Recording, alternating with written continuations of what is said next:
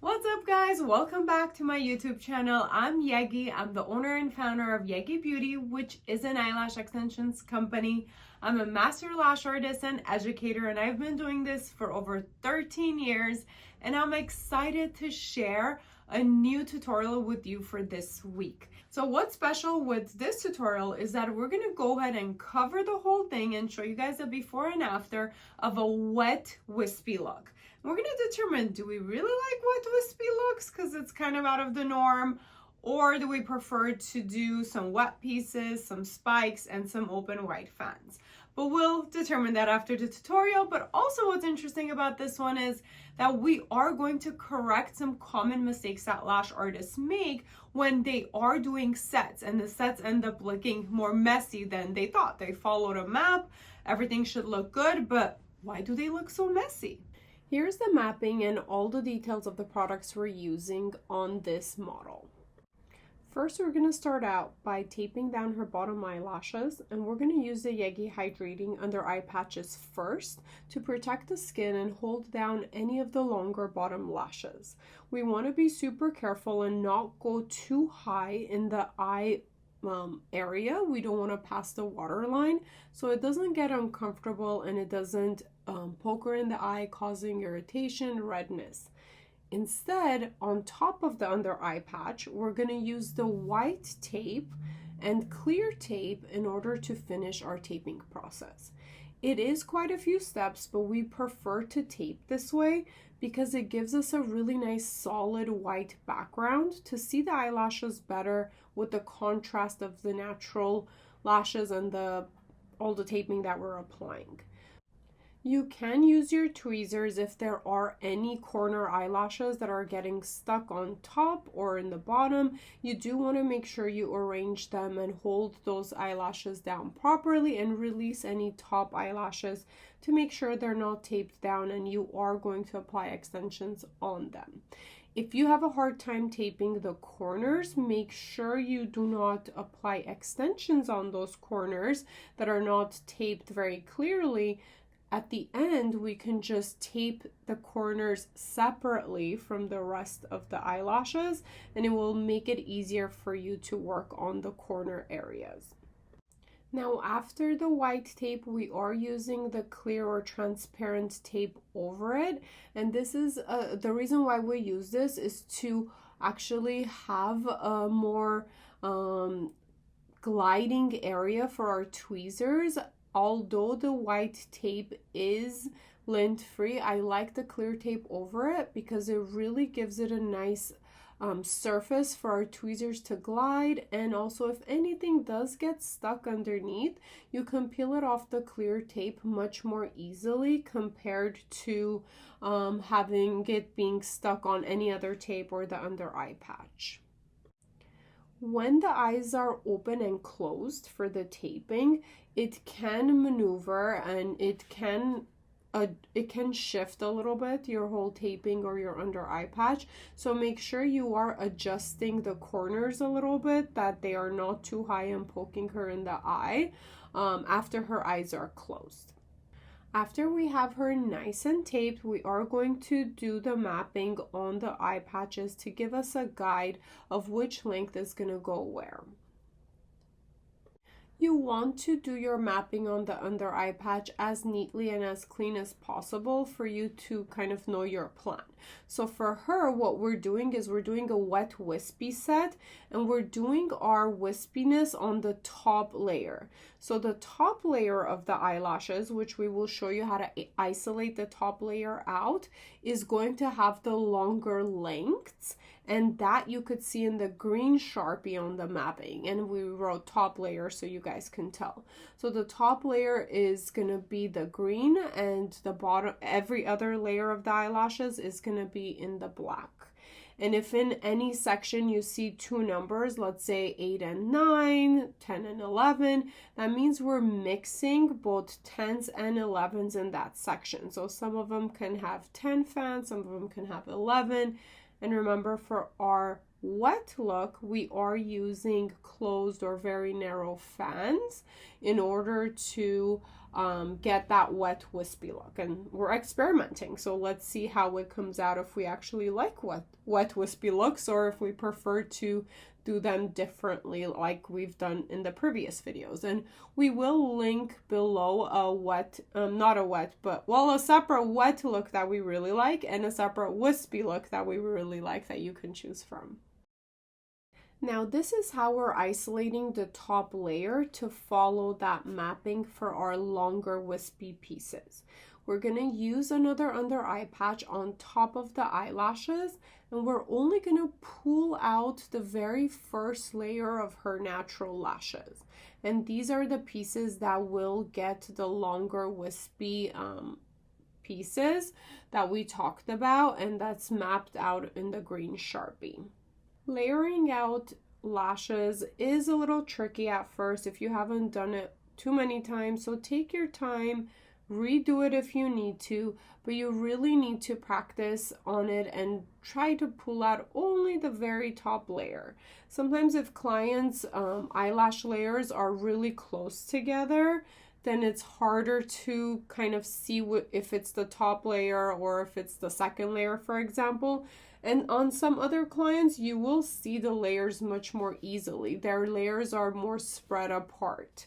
So this technique would be a lot easier on clients whose layers are more apart. But take your time, redo it if you need to. No one's great at first. You just have to practice. And having the right tweezers also, so something that's a little bit more pointy can help you pull those out more easily as well. And take your time. Now that we have all of the top layer eyelashes out, we are going to go ahead and do the guide, do the map for that top layer one more time on this under eye patch, since we can't see the below one anyways. And this is going to make it very clear and easy for us to follow. Then when we're ready to do the other layers, we could remove this under eye patch and use the links we're going to use for the rest of the layers of the eyelashes.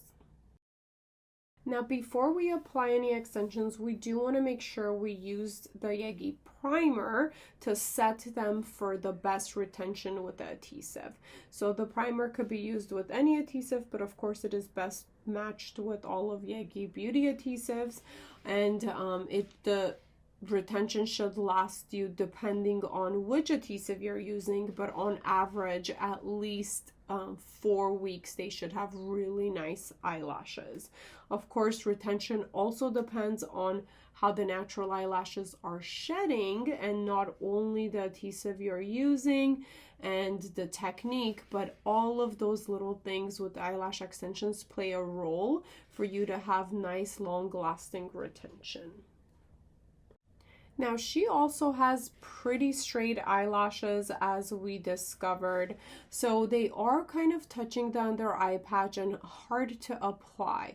So what we did is we used a little bit of tape to pull up her eyelid and make the eyelashes kind of pop up a little bit in order for us to be able to apply those extensions on more easily without getting them stuck to the under eye patch. We are using the Yegi Mink eyelashes, which are vegan and cruelty-free. They are loose eyelashes. They're not easy fanning lashes. We can grab them in any thickness to create these spikes.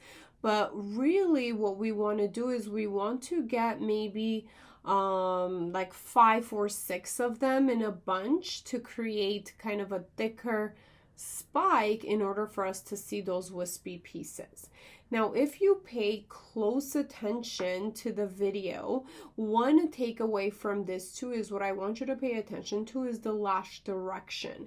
So as she was doing this set, that is another correction and a finding that we discovered to improve her lashing skills, is she could really work on her direction in order to make the eyelashes sit nicer at the end for a better result. So if you look really closely right here, you could could see those spike fans. Some are kind of going to the right, some are straight, some are kind of going to the left. So for a messier look, this might be fine.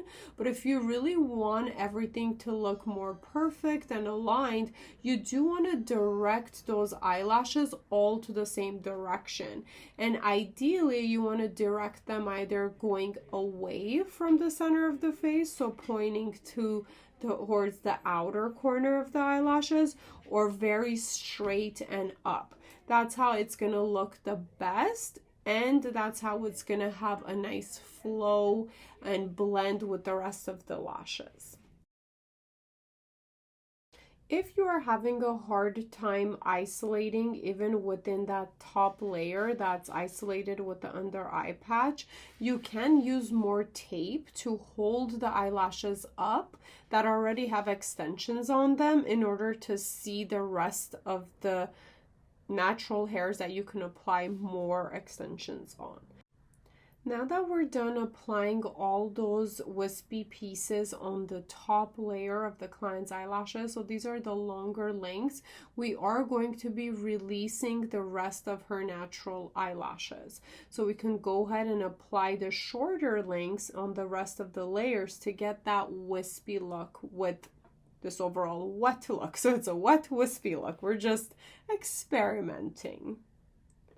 Now we are following the mapping of the shorter lengths. So anything that is in the black mapping on the under eye patch, so that inner corner we're doing 8s and 9s, 10s and 11s in the center, and 10s and 11s a little bit in the outer corner too, and only 10s in the very outer corner to taper it down. We don't want anything too long in the outer corner so it doesn't droop, and it's more of a round shaped doll eye for a wispy set compared to a cat eye shape. It does kind of look like there's a lot going on, I feel like, but you can choose to redo the mapping or that under eye patch, put another under eye patch and redo your mapping so you only see the shorter lengths on that layer if it feels like it's too much going on for you to follow like the two colors. But it is pretty simple once you do one step at a time, as we are in this video, in order for you to keep your complicated mapping experiments organized. Now, at any point, you can keep lifting up the eyelashes that already have extensions on them with the tape in order to get them out of your way and for you to see the rest of the natural eyelashes that don't have extensions, so you can go ahead and apply more easily. If you don't have to get them out of your way by taping them up, that's okay. You can just leave all of them down and isolate in the traditional way. Get one natural eyelash in between your tweezers and apply those pieces on one single natural lash. Remember, we want to make sure we don't get things stuck together. Only one natural eyelash should have extensions on them. If any two natural eyelashes are stuck together, that's when we could cause damage to the natural eyelashes, since they don't all grow at the same rate. We do want to be very careful with our isolation and take our time. Sometimes in the beginning that feels like it's too much work, it takes too long, but you just have to be patient and you have to keep working on it, and I promise you do get faster and better with practice. Now that we're done applying extensions on almost every single one of the lashes, and remember this is a wet look, so we are not fanning out these volume lashes, we're keeping them closed. That's when we can untape her, do our super bonder, make sure nothing is stuck in the bottom, and take a final look and see how they look. Remember to remove only one layer of the taping at a time, because sometimes those bottom lashes can be sandwiched in between the tape and we don't want to pull on them. We don't want to pull any of her bottom lashes out. So make sure you take your time, make sure nothing's stuck, and take one layer of the tape out at a time. Well, I hope you guys enjoyed this tutorial. We are definitely learning as we go as lash artists, and that is totally okay. So this is what I would advise my lash artists that did this set in the salon as we help her grow, right? So for this client, we would just kind of analyze and see what happened. And in conclusion, this is what really did happen. Her lash direction, especially on the left eye, were not so perfect. So we're gonna work on her positioning of that. And we've covered the details of how you guys can work on it within the tutorial. But as the conclusion is, we're gonna work on her direction for the left eye. So next time they both can look really good. And also when we're doing wispy pieces on the top layer, we wanna go only 2 millimeters longer, not 3, because 3 does kind of stand out a lot.